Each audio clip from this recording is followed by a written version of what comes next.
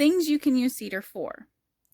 The first thing I'm going to talk about is magical uses and some of the lore around cedar, and then I'll get a little bit into the medical stuff. Right now I'm just going to teach you how to collect it, what it looks like, how to collect it.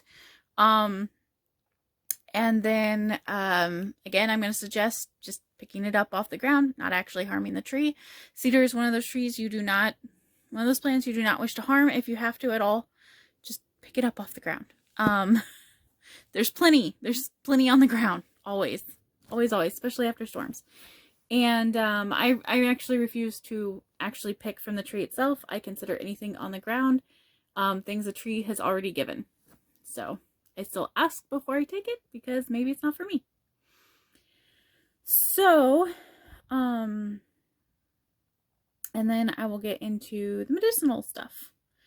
All right, so let us get comfy and see if I can set up the thing to hold my phone, so I don't have to hold it up with my hand, because my hand gets a little shaky and it also gets tired.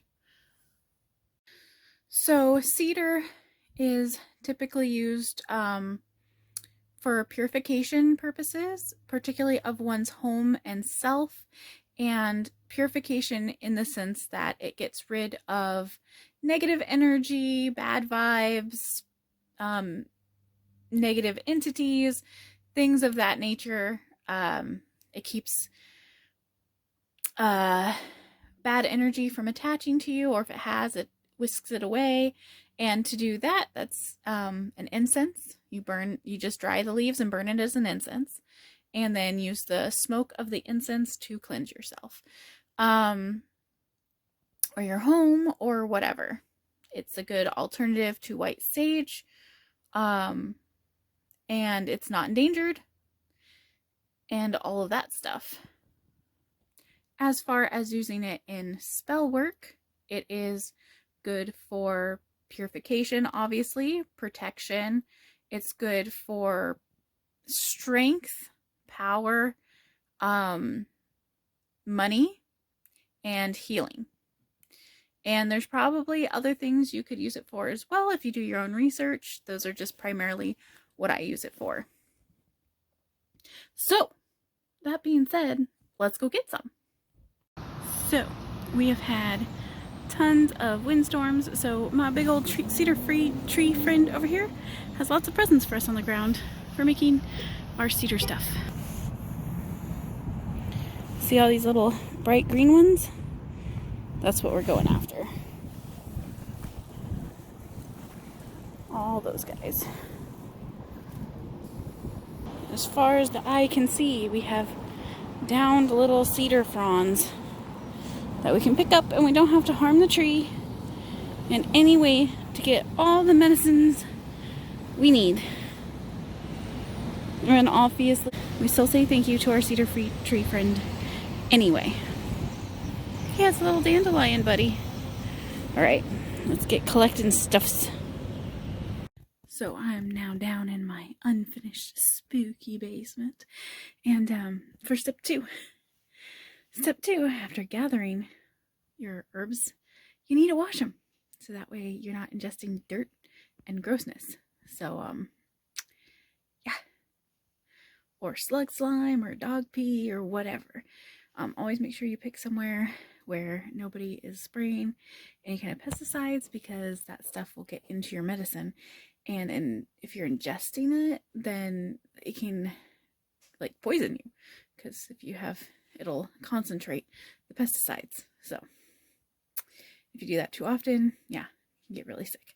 So make sure you wash it, and make sure you're getting somewhere like a place you know they don't spray, or your own yard, or whatever. So I now am down in the farm sink, down in the basement, because people are using the kitchen sink, and I will show you how I'm gonna rinse out this here cedar.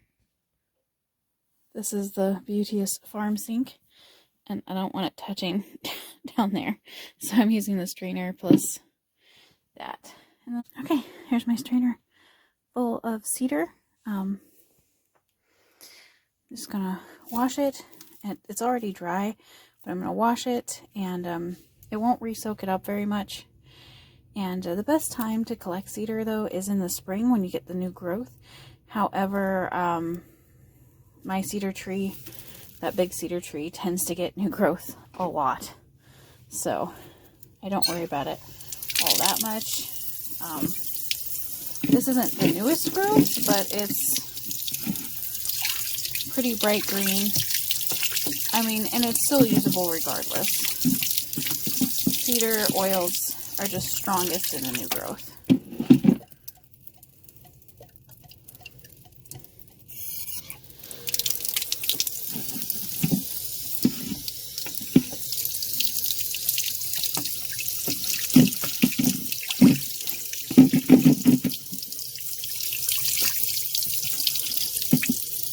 Alright, I'm going to put this down so I can use my hands to really make sure everything's clean. So now that it's all clean, I need to put it somewhere and lay it flat for it to re-dry. You can also tie it up in bundles and hang it up like this to dry. It's just your preference. So I need to re-dry it out and then I can process it further. So it's been a few days and our cedar is nice and dry again after we washed it. And we are going to break it up and store it. Look, this one volunteered to go in already. Store it inside this quart-sized mason jar. And this is where, when I need to make new stuff, I can come and get it. This is like my supply of dried herb. So that's how I make the dried cedar. Let me break up this cedar and I'll put it in here. And, oh, and here's a hint. Here's a hint. If you use scissors, it goes a lot faster. But you can just break it up by hand too, if that's like, you know, some people like to do everything by hand. They feel like it puts more energy into it. I'm not sure that, I mean, it could, but I'm just going to cut up with scissors. It's much, much faster. And if you're worried about collecting in the winter like I did, or the fall or summer and not spring, because the little green leaves are the ones that have the most